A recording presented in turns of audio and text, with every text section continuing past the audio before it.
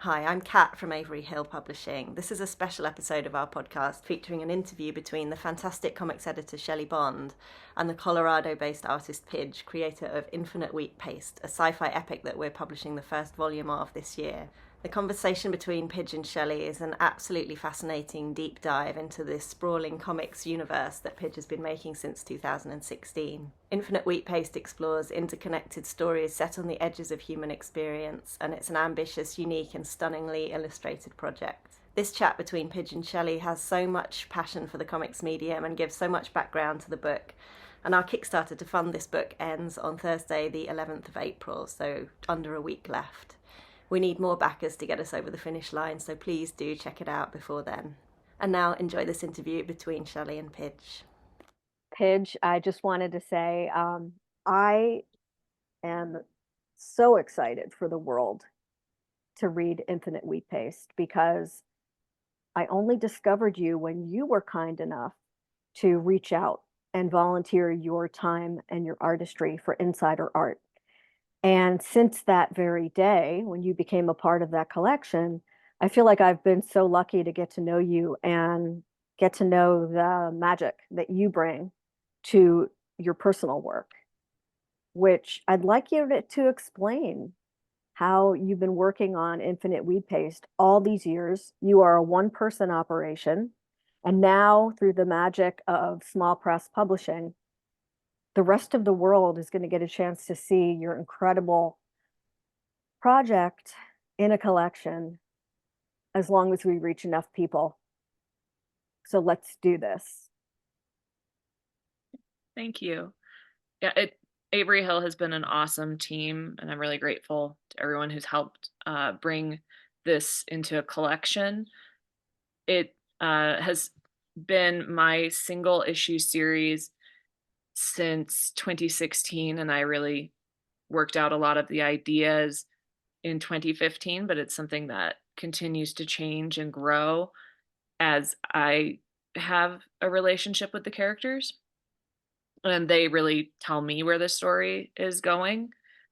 And it is sci-fi and it is magic, but those are more like vehicles to tell a story about people and relationships. I think ultimately it's a story about how no one is insignificant. And I have a significant death in the first issue, and I like that it's a death that the audience doesn't have a connection with, that you see who this person was through everyone who um, he affects, and that we are all ultimately connected, and what one relationship can do to so many, and everything it really does come out from that, and it's growing into a bigger story. And even the bystanders, when this character dies in the first issue, say really dismissive things. And I think it feels like when you lose someone, that the world can pass you. And I think there are other parts of this story, but a big part of me wanted to say whoever you lose, even if the world keeps moving, they're always important, I even to think, people that you meet.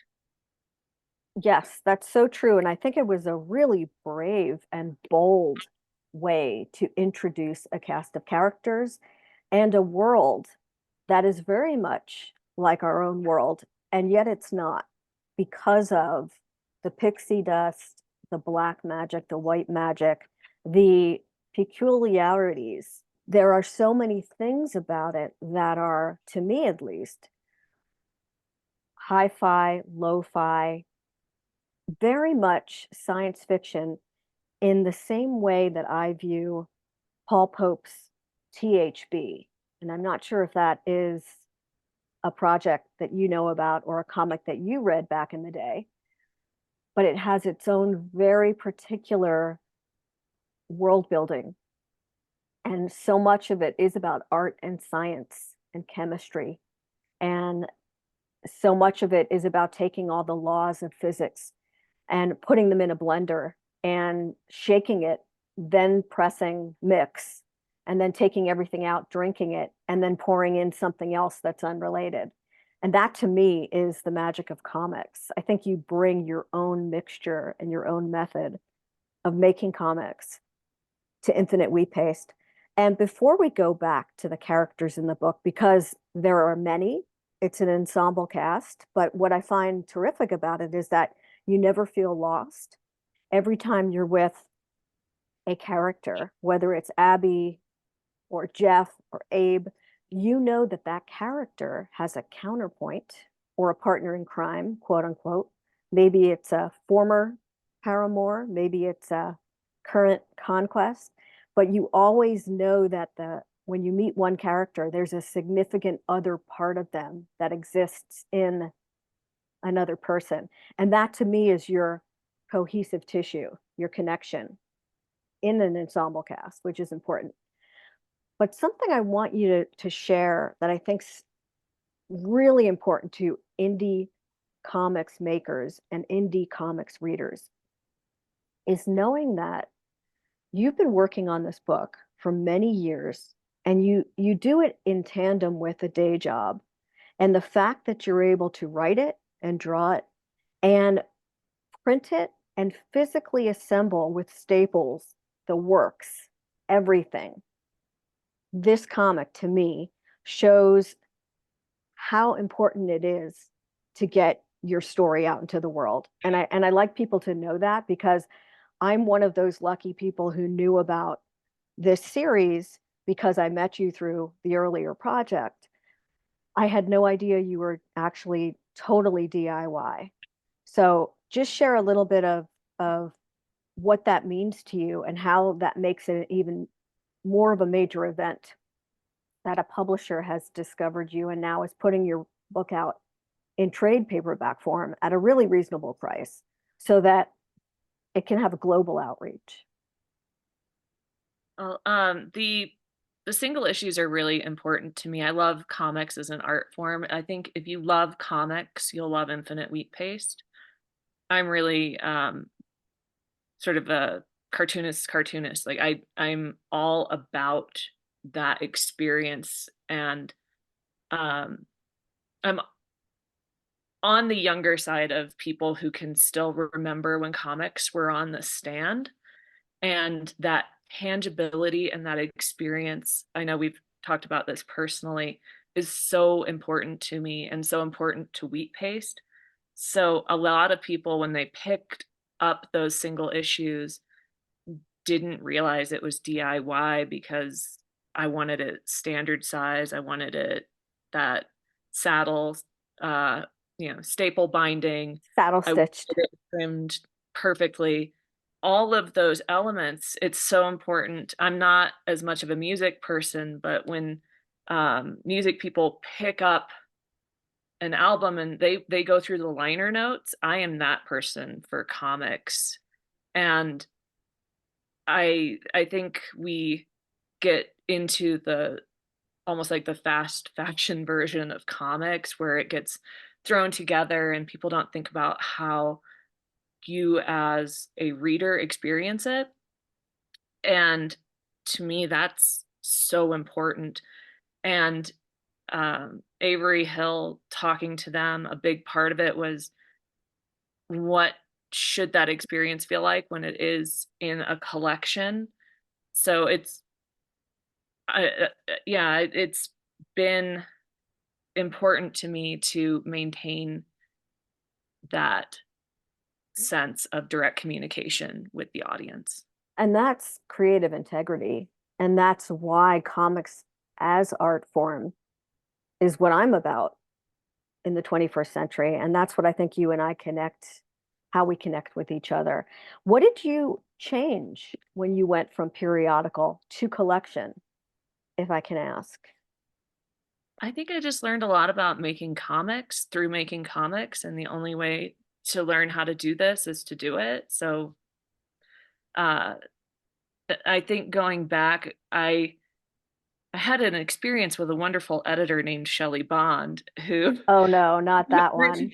I know, who really helped me look at how to critically and formalistically look at not just style, but story and clarity.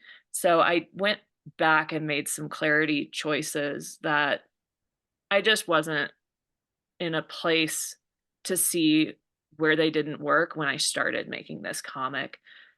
And they're very, very minor changes, but I tried to make ones that were really effective in communication. And what about color? Did you go back in and make any significant changes so that when the experience from the periodical reader, such as me, I backed the collection. So am I in for something a little different from this experience other than I'm going to be opening a book and I'm not going to stop until I finish because that's the kind of storyteller you are. You are the kind of storyteller that makes the reader fall into the pages and become one with the paper, essentially, which meant that when I finished an issue of the original Infinite Wheatpaste, I was angry with you because I wanted more and I didn't have any more at that moment. The good news for backers of the trade, they will actually be able to sit down for hours. They won't have to get up for days if they choose to, because there it is, the first 9 issues in one package. Yeah, I was derelict to not mention it's in color now. It was a huge process to get it in color. Maybe I blocked that out. It was a lot of work. But I did all the flats and really cleaned up the line work because I didn't know what I didn't know when I was on the DIY. So I really had to go through and clean the digital files with a fine tooth comb. And I made a lot of work for myself. I didn't know I was being lazy. I just didn't know how to do it yet. It's the best way to make comics. You have to be all in and you should just, so if you can't do it yourself, pay someone to push you off the diving board. That's what I say. So it's impressive to hear that you just went for it anyway. You might have been paying for it later. I know that you spent a lot of last year actually coloring and cleaning, as you say. So it sounds exciting. Well, and full credit to Chase, my spouse. He went through and did the colors, and it was funny to just go through, and I had things that were very particular, and it's a very, very dense comic with a lot of the background gags. But I had a lot of things when I went back, I had forgotten how many jokes I hid in there. And I have background characters who I know go through the entire comic. So I was very particular. No, no, that person is in this issue too. And having to flag which ones were actually through the whole thing. And I think I'm the only person who will notice, Oh but no. Oh no, you forgot about me. I'll be looking for those Easter eggs, as we sometimes call them. Those are the very things that make comics my favorite medium because those are the participatory extras you get on further inspection. So that's why comics like yours deserve multiple reads. Now, tell me, if you can, without spoiling too much, what would be one of your favorite visual gags that you want anyone who's smart enough to be reading this or watching this video to keep an eye out for? I don't name this character until issue 15, but they're in there as far back as I think issue 2. The vending machine bandit is absolutely my favorite. And that just came out of when I was starting this comic. I worked a night job and I would drive home and um, just be tired and kind of. I live in a cold and very rural place, so it just felt desolate going home. And when I think of my version of mischief, it's always something very innocuous. And I had a very like recurring compulsive thought to unplug vending machines on my way home, How which evil of you. right, just to like get those day people. So the vending machine bandit is someone who works long night jobs and unplugs vending machines on their way home. And there are wanted posters for them around Half Moon City. So That's amazing. Now, talk to me a little bit about the characters because I name dropped a few of them before, but let's deep dive into the two that you think are the most important characters for potential backers to know about because you got us in with a death. So to come in on a new series with grief is sometimes daunting. You do it in such a brilliant way, though. It's like a study in characterization. So bring forward two of the characters. Give us a couple of sentences. I think Addie really gets underestimated, but she's really the glue between a lot of those relationships. And she is the least extraordinary member of the cast as far as she's not a goddess, she's not a witch. She's just a person navigating human beings and robots and clones and everyone with care and not always getting it right. She's really clumsy. Uh, she calls herself out for occasionally being inconsiderate, especially of her partner. And I think she's very grounding. And Otis, I have big plans for Otis, but I think I just love his gentleness. And he's only in one issue of the 9 that are collected, but I think the audience will love him in a big way. And he has not yet connected to the main cast, but he is absolutely connected to the main cast. Ah, that's amazing. Now, something else I'm curious about. What do you mean when you say there are consequences in Infinite Wheatpaste? Because that's a word that comes up a lot in conversation. Uh, it goes back to those relationships. I don't think anyone can have a relationship without consequence, good or bad or whatever. I think we all affect each other, and that's just such the humanness of the story. But the the death in the first issue actually directly relates to um, where volume 3 will end. Avery Hill currently has me signed on for 3 volumes. I have plans beyond that, but that's 30 or so issues where one thing really propels so much else. And we as people can't help but affect each other. I think that you just hit the nail on the head as well, in the sense that this has always been a sprawling epic for you. To me, it's Star Wars, it's Fables or Sandman, it's evergreen. It's the kind of story that I like to read because whether I read issue 1 or issue 4 back to back or 3 months apart, I feel like you're able to write a self-contained story that tugs at heartstrings and makes me care about the characters.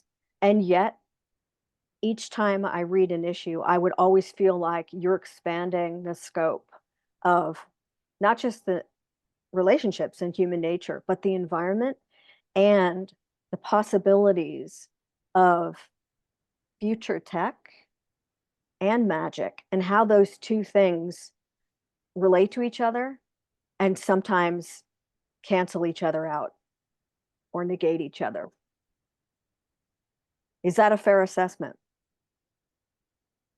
Yeah, I think that the tech and the magic are so incidental in some ways. And I think it's just because um, I make big mental leaps or big connections that are probably not there. Um,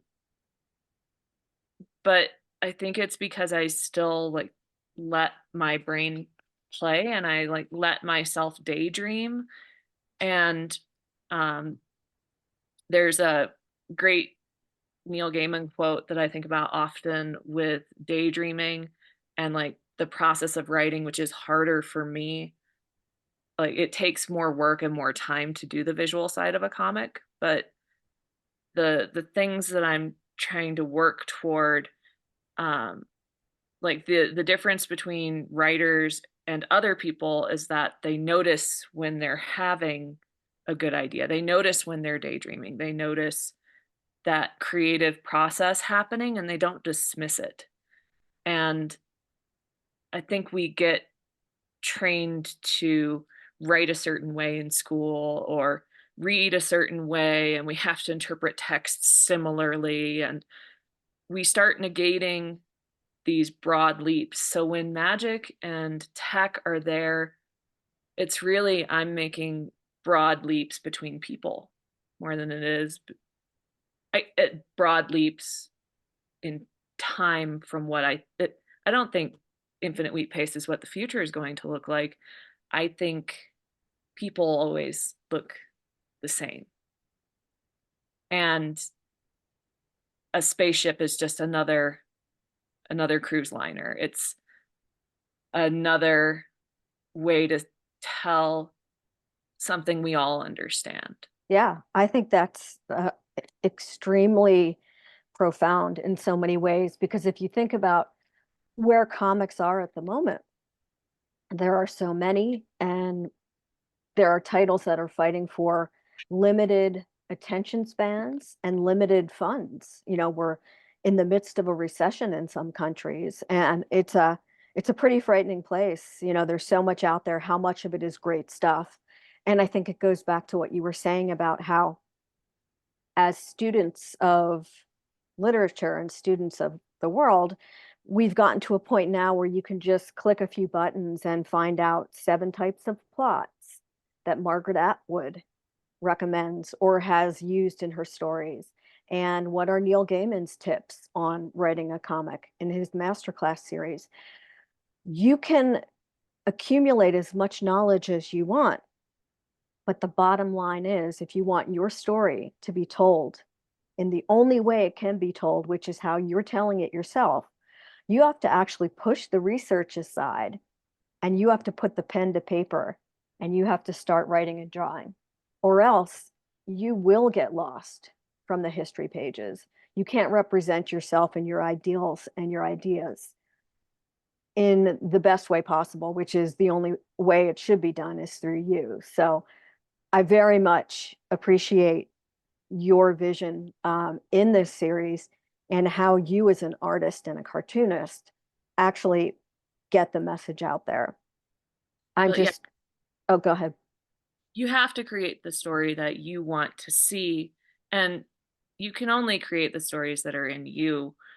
And I just like stories that are complex and rich and are more like a relationship. I think when you read Infinite Wheatpaste, the longer you read it, you realize that it's a relationship between the artist and hopefully the person who reads it, not just those characters. That hopefully it's a world that you feel like you're a part of. And I just don't like one punchline kind of jokes. And I'm really grateful to you making the Sandman and the Fables comparisons. And I think about Love and Rockets often because they do go into strange places, but I don't think any of those stories you could just say, it's this. And it's in the title. Like it's Yeah, right there. There's nothing else to be explained. And there are so many things competing for attention where they just want to put what it is right in the title and not give anything else to the viewer. I can open that comic and I know what it is. I don't have to dive into that comic and build a relationship with it. I don't see that the artist has actually hidden all these things for me just because they love that place. I think a lot of people just write a one punchline joke and they move on to the next Right. one. Well, I think that's what makes sense in your title. If I'm extrapolating it correctly, infinite wheat paste means you could just paste up flyers and posters and billboards and signs and directives, and it can be a band poster, it can be a political statement, but it's layers of information that could go on top of each other. Sometimes they're ripped off, and maybe you're only seeing part of the past or the future, but it's layers of meaning and how we interpret things from yesterday, today, tomorrow, and what essentially what they mean to us as humans, as people who walk this earth for a finite amount of time. That's what I'm getting from your title. Please tell me if I've come close. I love that. I'm going to steal it, but it's also just like that wheat paste graffiti. When I was making this comic, I was working a miserable job. I would literally feel sick on the way to work, and I had to make something that saved me. And Infinite Wheat Paste feels like that thing. And I had a few working titles the first couple of years while I was putting things together and drawing the comic. And I settled on Infinite Wheat Paste because I love the idea that wheat paste graffiti doesn't damage anything. And I would never want to cause any kind of harm, but it does enter public spaces. And I like the idea of that DIY. I just decided, hell or high water, I was going to make this comic, whether anybody ever read it or not. And thankfully, some really cool people have, and hopefully, some more awesome people will. And whether I did a terrible job pitching to Ricky, because I just told him I was Ricky from Avery Hill. I just told him I was going to make Infinite Wheat Paste, whether anybody ever published it or not. So good if you guys want to do something with it. If I like it, if I don't like it, I'll keep making the comic I want to make. And you've already proved that to yourself and to the world at large. Uh, Whether your print run was 20 copies for issue 1 or 200 for issue 14. I mean, I think that, the fact that you are making comics, no matter what, to me is like the way we live now.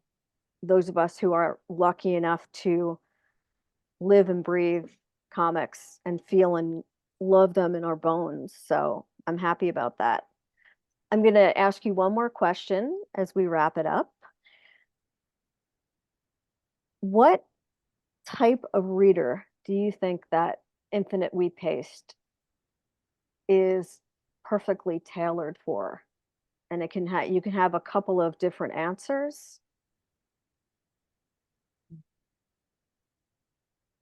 I think that if you love comics as an art form, a direct expression from one person to one, you are one reader, and I am one artist who does everything. If you want that feeling of direct communication, that is for you. I want you to feel my reaching out and my connection to you. I think that the characters do that to each other and to the reader. If you love comics in a way that you ferociously digest them, you take them in and you read them again, I think Infinite Wheat Paste is for you. Um, you're so right about that tenacity to make comics at this point, that it's not in the grocery store anymore. And I think the reader has to have that tenacity to look for comics too. It's not just the people making them. I think the people who still read comics do it because they love them just as much as we do. And if you are that person, I think this comic directly reaches to you. Since I've read all the issues you've made by hand to date, I think it's safe for me to say that Infinite Wheatpaste is one of those comics that I have a few duplicates of because I've had favorite issues and I've had to send them to friends, especially friends who are in need of reading something they've never read before, that has a tenor unlike anything else, and has a way of lingering.